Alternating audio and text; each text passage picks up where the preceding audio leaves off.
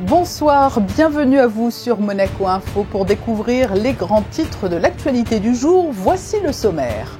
Des travaux d'envergure sont actuellement menés devant le parvis du Stade Louis II. Une immense structure en bois est en train d'être érigée pour y accueillir les personnels de la sûreté publique pendant la poursuite des travaux dans leur quartier général historique. Nous vous expliquerons la technique mise en œuvre et ferons le point sur l'avancée du chantier de modernisation et surélévation rue Suffren-Raymond. Autre chantier moins visible, celui-là, mais qui a toute son importance. Il se déroule dans l'église du Sacré-Cœur pour finaliser les travaux de restauration de l'orgue initiés en 2013. Reportage à suivre. Et puis un volet plus estival, des bons plans sur la principauté, des lieux à découvrir, des produits locaux. Le célèbre guide Le Petit Futé consacré à la destination Monaco a fait peau neuve et il est très demandé. Nous serons avec la responsable d'édition Isabelle Drezen. Et s'il y a une petite halte qu'affectionnent tout particulièrement cet été les touristes, mais aussi beaucoup de résidents, c'est le Port Hercule et ses animations. Nous vous emmènerons les découvrir.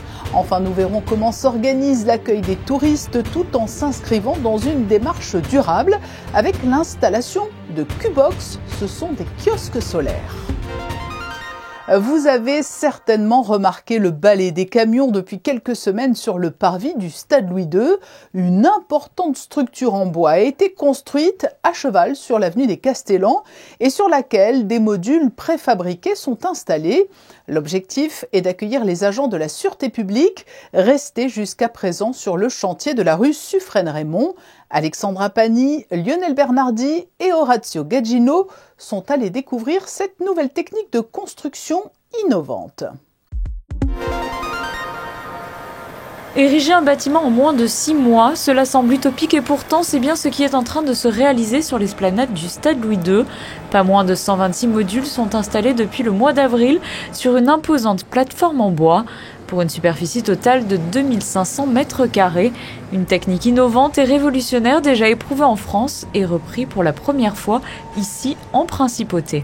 Ces éléments ils sont acheminés par convoi exceptionnel de nuit et sont assemblés 2 jours sur chantier à raison d'une douzaine de modules par jour.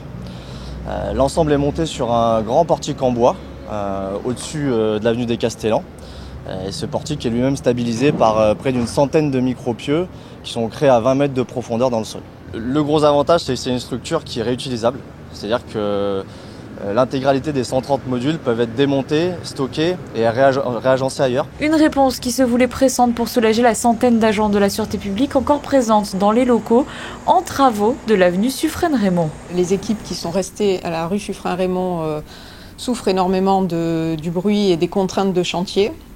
Et parallèlement à ça, la direction des travaux publics avait besoin qu'on libère vraiment intégralement les locaux pour pouvoir aller plus vite dans la construction et dans l'avancée des travaux. Pour le public, c'est toute la division de police judiciaire qui est dans le bâtiment provisoire.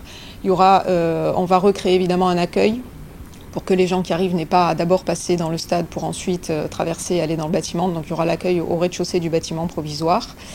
Et il y aura également la section du contentieux judiciaire des transports qui sera dans le bâtiment aux côtés de la police judiciaire. La section des résidents et la simple police restent, elles, dans les locaux situés au sein du Stade Louis II.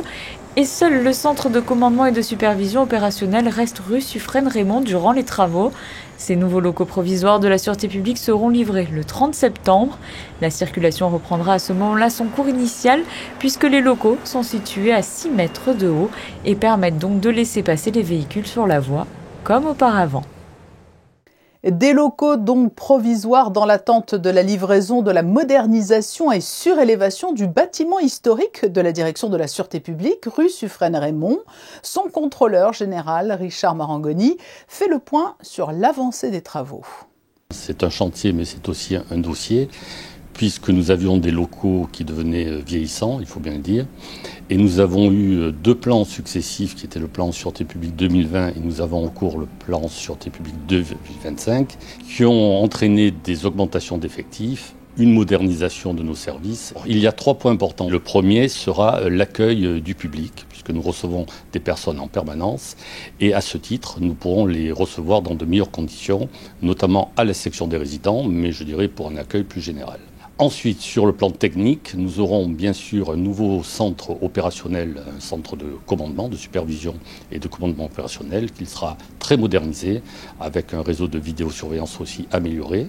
Et nous aurons aussi, un point important aujourd'hui dans la résolution des enquêtes, un laboratoire de police scientifique qui pour nous est très important et qui sera conforme à ce que l'on est en droit d'attendre aujourd'hui d'une police moderne.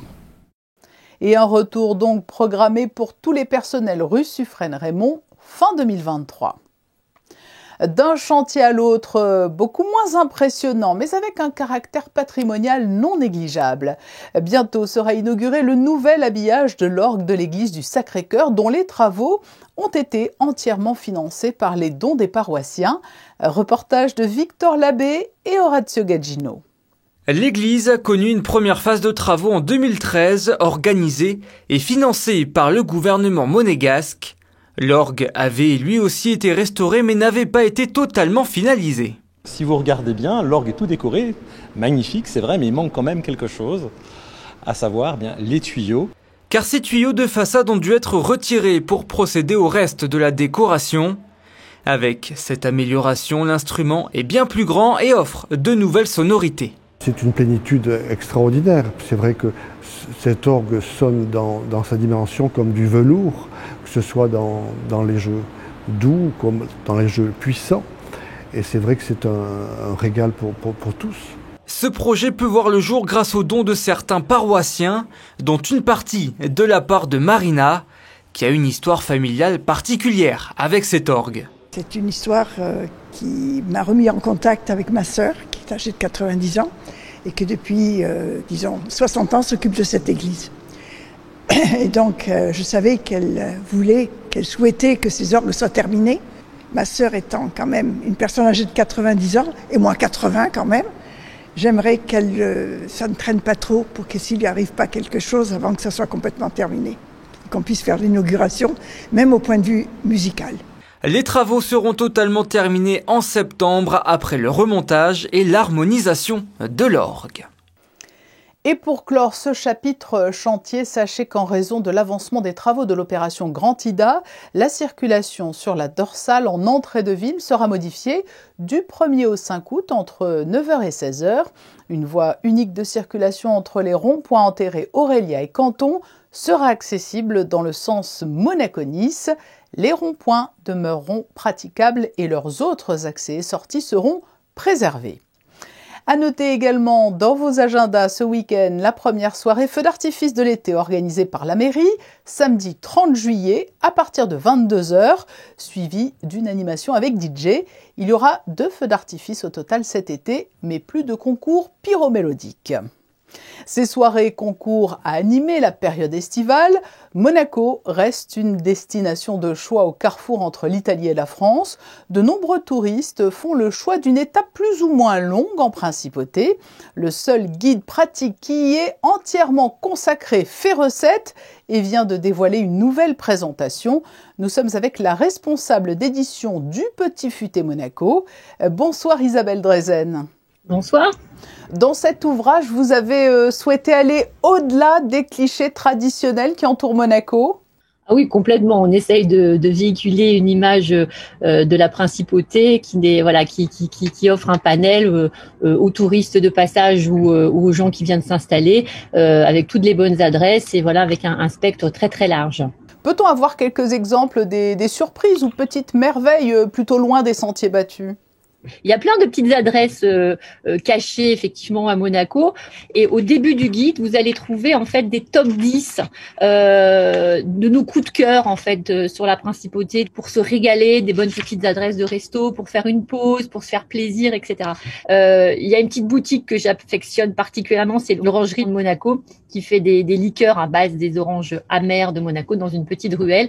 Ça, que ce soit des gens qui viennent en vacances ou si vous êtes monégasque, vous avez de la famille de l'extérieur qui vient vous voir, c'est toujours le petit cadeau made in Monaco à ramener. C'est vraiment la petite touche monégasque. Ce qu'il faut préciser, c'est que c'est un guide bien évidemment qui s'adresse en priorité aux touristes, mais les monégasques peuvent l'utiliser aussi pour toutes les bonnes adresses qu'il recèle. Complètement, puisque quand on vit dans un endroit, on a, comme je dis toujours, on a toujours ces petites habitudes. On va dans le même resto, la même pizzeria, le même petit bar, etc. Et nous, on est là aussi pour donner aux gens résidents de Monaco des nouveautés. Si jamais ces nouveautés leur avaient échappé au moment de leur ouverture, et dire regardez là, il y a un nouveau resto, il y a une nouvelle boutique, il y a une nouvelle activité. C'est pas mal de la découvrir. Donc on est là également aussi pour ça. Monaco fait toujours recette. C'est un guide qui se vend bien. Oui, c'est un guide qui se vend bien parce qu'en plus, moi, je suis très fière parce qu'on est le seul éditeur en Europe à faire un vrai guide complètement dédié à Monaco. Évidemment, il y a beaucoup d'ouvrages, beaucoup de beaux livres, etc. Mais en guide pratique, on est les seuls à avoir complètement séparé Monaco et en faire un ouvrage à part entière. Et il est également une partie dans le guide Côte d'Azur Monaco. On a un supplément assez conséquent, du coup, également sur Monaco. Mais on est vraiment les seuls à avoir le guide. On le voit à travers les pages, Monaco est d'autant plus une destination très complète, aux multiples atouts avec des lieux hors normes, des produits du terroir, vous l'avez dit maintenant, la restauration, les sorties. Voilà. Tout à fait, et donc ça s'adresse à une clientèle. Parfois, les gens peuvent se dire tiens, Monaco, c'est vraiment réservé à une élite au niveau budget, mais pas du tout. Si vous souhaitez, par exemple, découvrir le Monaco culturel uniquement pour des touristes de passage, c'est tout à fait à la portée de tous les budgets. Visiter le palais, visiter le musée océanographique, etc., etc. L'expo en ce moment au Grimaldi Forum. Enfin, et puis après, si on veut vraiment se faire plaisir et rentrer dans le grand luxe qu'on présente également, là vraiment. Il y a un choix considérable, malgré certaines idées reçues que peuvent avoir les gens quand ils voient des reportages sur les télévisions diverses. Ça fausse un petit peu la vraie image de Monaco. C'est un long et minutieux travail, l'élaboration d'un guide de voyage. Comment procédez-vous ? C'est un long travail laborieux. Les gens souvent nous envient en disant « Oh là là, vous avez un job super, vous êtes toujours dans les beaux hôtels et dans les restos. » Donc ça, c'est la face, on va dire, sympa du travail, mais c'est un boulot de fourmi, c'est un boulot très, très chronophage puisqu'il faut vraiment vérifier le moindre numéro de téléphone, prix, etc. Donc, comment on fait ? On cherche, on déniche, on se balade. Les établissements qui ouvrent nous informent également puisqu'on a quand même un réseau au niveau local. Mais c'est vraiment un travail de fourmi et assez laborieux. Comment parvenez-vous à vous renouveler ? Le digital est devenu incontournable ? Le digital a toujours été incontournable dès ses débuts pour nous. Le Petit Futé est assez pionnier dans la matière. Il y a 10 ans, on faisait des applis. Maintenant, on n'en fait plus. On a un gros site qui est un site portail, petitfuté.com, et qui est ce qu'on appelle en responsive design, donc qui s'adapte à tous les écrans. On fait donc tous les guides sortent en version papier. Ils sont également disponibles en version numérique, ce qu'on appelle un e-book. On peut aujourd'hui aussi se composer son propre guide à la carte avec un site qui s'appelle mypetitfuté.com. C'est-à-dire que si vous faites une multidestination, par exemple, vous partez, alors là c'est pour des résidents monégasques, vous décidez de vous faire l'Italie en voiture, vous n'allez pas acheter le guide de Rome, le guide de l'Italie du Nord, de l'Italie du Sud, de Naples, etc. Et là, en fait, vous piochez parmi vos itinéraires, vous regardez le type d'hébergement qui vous convient, le type de loisirs que vous voulez faire, et hop, ça vous mouline en quelques minutes un e-book à la carte. Donc c'est comme ça qu'on se renouvelle au niveau du Petit Futé, et on crée également des éditions un petit peu sur mesure sur des territoires en association ou pas avec des offices de tourisme. Il faut toujours avoir de la nouveauté, et là la grande nouveauté du guide cette année, c'est vraiment la maquette qui est complètement relookée. C'est même plus qu'un relooking puisque les textes ont été raccourcis. Les gens lisent moins, en tout cas les jeunes lisent moins au niveau des guides papier. Donc on a toujours des nouveautés technologiques comme ça qui arrivent au fur et à mesure, et on essaie toujours d'être les premiers. Merci Isabelle Drezen de nous avoir proposé cette découverte de Monaco à travers donc le regard d'une experte du célèbre guide Le Petit Futé. Merci beaucoup. Isabelle Drezen a évoqué la liqueur de Monaco, son produit coup de cœur. Nous sommes justement allés demander aux touristes de passage, mais pas seulement, ce qu'ils préféraient à Monaco. Écoutez leur réponse. On a fait le Rocher là, toute la matinée, très sympa, et on va continuer sur la ville. Donc voilà, pour l'instant le Rocher, le coup de cœur de la journée, quoi. Toutes les voitures. On vient juste de commencer la visite, donc je sais pas, le casino. Pour moi c'est le casino. Je kiffe, c'est trop bien, et voilà, je trouve que c'est hyper classe, il y a des belles voitures, c'est incroyable. Moi je dirais que c'est ici juste parce que c'est la piste de départ des Formule 1, c'est tout. Voilà. Après la place du casino, parce que c'est iconique, Il y a beaucoup de voitures qui sont intéressantes, mais bon, voilà. En fait, ça dépend de la saison. En fait, chaque saison à Monaco, on a des places différentes. Là, l'été, je dois dire que l'Arvoto, avec tous les nouveaux restaurants, tout ça, c'est très agréable, surtout le soir. Donc oui, pour cet été, je dirais l'Arvoto. Et pour l'hiver? Pour l'hiver, moi j'aime bien le port, voilà, Monaco-Ville aussi, j'aime beaucoup me balader quand il n'y a pas beaucoup de touristes. On en profite l'hiver.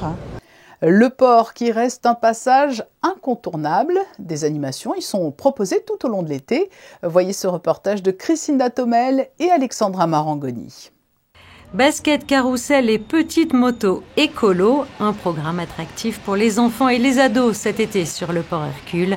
Et cette année, la grande nouveauté, ce sont ces petites motos orange qui font sensation auprès des plus petits. C'est des petites KTM Drésième comme vous voyez, tout électrique, sans pollution, sans bruit, c'est aussi qui est très important et voilà, on est content d'être ici.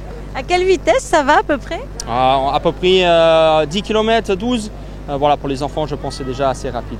Et c'est de quel âge à quel âge? C'est de 3 ans à 8 ans. Voilà. Et alors, ils en font facilement? Ah, mais super facilement, ça se voit, je pense. Qu'est-ce qui te plaît? C'est que ça tourne vite et que mon père, il en fait. Du coup, c'est la première fois que j'en fais. Présent jusqu'au 21 août, le site propose 12 petites motos à la location et 10 à la vente. Il faudra débourser 10 € pour 5 minutes de pur bonheur. Une autre attraction attire aussi de nombreux enfants, notamment les ados. C'est le meilleur sport. C'est le meilleur sport, on s'amuse, on a une belle vue, c'est magnifique. On peut jouer, on a un beau terrain, on a tout à disposition. C'est incroyable. Franchement, magnifique le terrain. C'est dommage qu'ils font pas ça un peu plus, parce que franchement, à Monaco, on n'a pas assez de terrain pour jouer au basket. Déjà, il y en a un au port, mais il est pas encore, ils l'ont pas remonté. Et c'est dommage, mais c'est quand même cool qu'ils fassent ça de moi. Et alors, qui c'est qui soutient la Roca Team ici? Des animations ponctuelles auront lieu également tout au long de l'été sur le port, comme le rassemblement des Fiat 500 d'époque, un partenariat avec Herculis qui offre chaque année de beaux instants d'athlétisme également sur le port. Et bien sûr, toujours le basket 3-3 qui ne désemplit pas. La Roca Team, c'est les meilleurs! Pour refermer ce dossier estival consacré à la destination Monaco, cette initiative éco-responsable, la direction du tourisme et des congrès, a décidé de mettre en place des kiosques solaires baptisés Q-Box. Le musée océanographique a immédiatement adhéré au concept. Les explications de Vanessa Dessy sur des images de Lionel Bernardi. Parti d'une idée commune avec la direction de l'Office du tourisme et après 2 ans où le Covid a fortement impacté la saison estivale, le musée océanographique s'est à son tour doté d'une Q-Box solaire afin d'y ouvrir une boutique éphémère sur son parvis. On avait un objectif aussi, et c'est vraiment une forme de test, de faire sortir un peu le musée en fait, de ses murs à travers nos produits boutiques. Et comme on a en plus une actualité assez forte avec Mission Polaire qui est notre nouvelle exposition, c'était aussi le moyen de créer un événement et donc du coup d'aller à la rencontre en fait de nos publics mais aussi des visiteurs qui ne visitent pas le musée parce que c'est complètement conforme avec nos objectifs et la mission même de l'Institut, c'est d'avoir une installation qui soit conforme en termes de développement durable. Ces kiosques s'inscrivent dans une lignée de durabilité parfaitement cohérente avec la stratégie que souhaite mener le gouvernement princier. Ils sont totalement autonomes et produisent l'énergie nécessaire pour être autosuffisants. La Q-Box nous a été présentée il y a déjà quelques années et nous pensions que c'était vraiment l'élément qui pouvait faire une différence en termes de responsabilité, de visibilité et d'attractivité pour les visiteurs de la Principauté. Le concept, c'est d'avoir un kiosque complètement autonome, alimenté en électricité par le solaire, qui peut également recevoir pour certains formats de kiosques une alimentation en eau intégrée. Ce n'est pas le cas ici parce que ce n'est pas l'objet. Mais voilà, c'est de pouvoir le déplacer, le prendre sur une remorque, le déplacer de point à point selon les besoins. Les 2 kiosques resteront ouverts juillet et août. Le lieu choisi sur le parvis du musée océanographique à Monaco-Ville est stratégique en raison de la forte affluence. Et pour une saison estivale réussie, il faut bien sûr une bonne dose de soleil qui est l'élément emblématique de notre région. Va-t-il continuer de régner en maître demain jeudi? La réponse tout de suite avec vous Vanessa Dessy, bonsoir. Bonsoir Patricia, bonsoir à tous. Le temps sera partagé entre nuages et apparition du soleil. Une légère brise soufflera sur le territoire. Les températures resteront de saison, elles oscilleront de 24 à 29 degrés. Le soleil se lèvera à 6h12 et se couchera à 21h et nous fêterons les Sansons. Merci Vanessa. Demain à 19h, c'est Émilie Rousseau que vous retrouverez. Pour nous quitter, une superbe série de photos signée Michael Alési est prise à l'église du Sacré-Cœur, dont les travaux d'habillage de l'orgue sont sur le point de s'achever. Je vous souhaite une très belle soirée. À très bientôt sur Monaco Info.